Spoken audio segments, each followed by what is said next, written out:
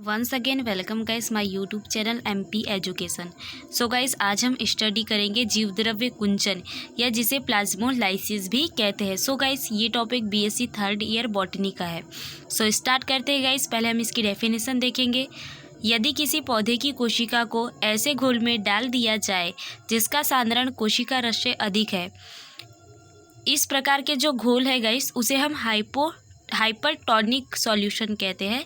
तो जल के अणु कोशिका रस के बाहर के हाइपरटोनिक विलयन की ओर आने लगते हैं। सो गाइस डेफिनेशन को समझते हैं।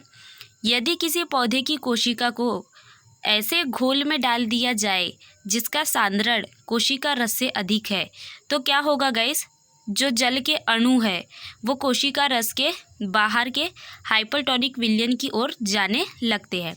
सो क्लियर हुआ गाइस। अगर हम किसी कोशिका को ऐसे विलयन में डाल देंगे जिसका सांद्रण कोशिका रस से अधिक होगा, तो कोशिका के जो अणु है गाइस, कोशिका में जो उपस्थित जल के अणु है वो बाहरी हाइपरटोनिक विलयन की ओर जाने लगते हैं।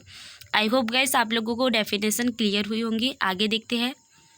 जिससे कोशिका का द्रव्य संकुचित होने लगता है। सो गाइस अगर कोशिका में उपस्थित जल के अणु कोशिका के बाहर हाइपरटोनिक वाले मीडियम में जाने लगेंगे तो कोशिका जो होगी गाइस वो संकुचित होने लगेंगी, जो धीरे धीरे कोशिका रस में इकट्ठा जिससे कोशिका का द्रव्य जो है वो संकुचित होने लगता है, जो धीरे धीरे कोशिका में इकट्ठा हो जाता है। सो गाइस वो जो कोशिका का जो जल है वो धीरे धीरे बाहर जाते जाता है और जो जीवद्रव्य बचा रहता है गाइस वो कोशिका के अंदर क्या होता है, इकट्ठा हो जाता है। यह क्रिया प्लाज्मोलाइसिस कहलाती है या फिर जिसे हम जीवद्रव्य कुंचन कहते हैं कहलाती है। सो क्लियर हुआ गाइस आप लोगों को। जीवद्रव्य कुंचन कुछ नहीं गाइस, सिंपल सा है।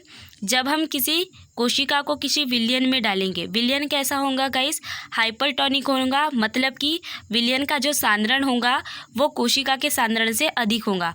अब कोशिका के सांद्रण से अधिक है विलयन का सांद्रण, जो कोशिका के जल के अणु होंगे गाइस वो कम सांद्रण से अधिक सांद्रण की ओर बहेंगे, मतलब कोशिका का सांद्रण जो है वो कम है और जो विलयन है उसका सांद्रण जो है वो अधिक है। तो कम सांद्रण से अधिक सांद्रण की ओर जल के अणु गमन करेंगे। सो गाइस जब जल के अणु कम सांद्रण से अधिक सांद्रण की ओर गमन करेंगे तो कोशिका में जल की कमी होने लगेगी।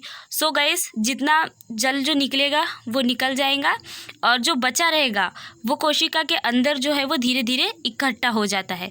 इसी क्रिया को हम प्लाज्मोलाइसिस कहते हैं। मतलब ये है कि कोशिका का जो जीवद्रव्य है वो संकुचित हो जाता है, मतलब जो जल होता है वो बाहर निकलने लगता है। सो गाइज अब हम इसके डायग्राम से समझने की कोशिश करते हैं। सो गाइज यहाँ पर आप लोगों को शो हो रहा है। फर्स्ट वाले डायग्राम में जो है वो कोशिका अंदर की ओर कोशिका रखी हुई है किसी विलयन में, तो कोशिका का जो जीवद्रव्य है वो बाहर के साइड फैला हुआ है। दूसरी वाले डायग्राम में देखो गाइस, जो कोशिका का जीवद्रव्य है वो गोल शेप में हो गया है, यानी अब सिकुड़ने लगा है, और थर्ड वाले डायग्राम में वो बिल्कुल सिकुड़ के इकट्ठा हो गया है। सो क्लियर हुआ गाइस आप लोगों को कि प्लाज्मोलाइसिस होता क्या है। सो गाइस अब हम देखेंगे प्लाज्मोलाइसिस क्लियर हुआ गाइस आप लोगों को।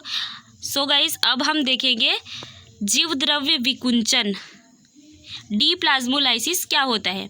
सो गाइस जब कोशिका जो जीवद्रव्य कुंचित है, सो गाइस जो जीवद्रव्य कुंचित कोशिका है उसको किसी हाइपोटोनिक विलयन या पानी में डुबोया जाता है। सो गाइस जब हमने हाइपरटोनिक विलयन में डुबोया था तो कोशिका का जो सांद्रण था वो कम था और हाइपरटोनिक विलयन का सांद्रण अधिक था। लेकिन अब गाइस हम कोशिका को हाइपोटोनिक विलयन या पानी में डुबोएंगे तो हाइपोटोनिक विलयन का जो सांद्रण होगा वो कम होगा और कोशिका रस का सांद्रण जो है वो अधिक होगा।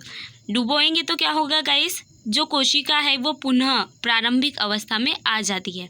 सो क्लियर हुआ गाइस आप लोगों को हाइपरटोनिक क्या हो रहा है, यहाँ हाइपोटोनिक क्या है और हाइपरटोनिक क्या है। सो गाइस एक बार फिर से देखते हैं।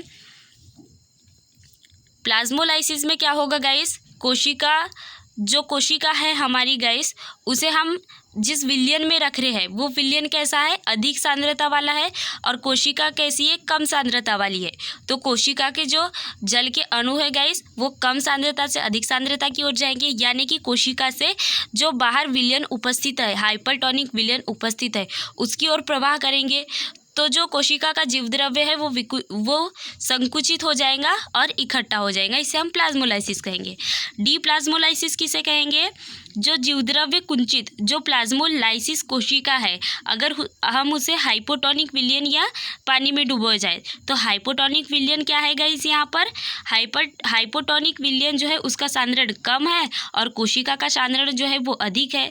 सो गाइस जो जल के अणु होंगे वो कम सांद्रता वाले विलयन से अधिक सांद्रता वाले विलयन की ओर जाएंगे, मतलब कि हाइपोटोनिक विलयन से कोशिका के अंदर जाएंगे। तो जो कोशिका होंगी वो पुनः अपनी प्रारंभिक अवस्था में आ जाएंगी।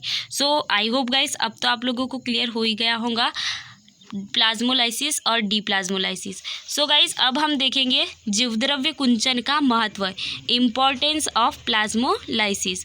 सो फर्स्ट इम्पोर्टेंस देखते हैं गाइस इसका, जीवद्रव्य कुंचन या प्लाज्मोलाइसिस क्रिया द्वारा पौधे की कोशिकाओं का जीवित या अजीवित होना ज्ञात किया जा सकता है। सो गाइस जो जीवद्रव्य कुंचन प्लाज्मोलाइसिस है उसके द्वारा हम किसी पौधे की कोशिका का जीवित होना या अजीवित होना ज्ञात कर सकते हैं कि वो कोशिका जीवित है या अजीवित है। सेकंड देखते हैं गाइस, इस क्रिया द्वारा कोशिका के परासरण दाब का ज्ञान होता है।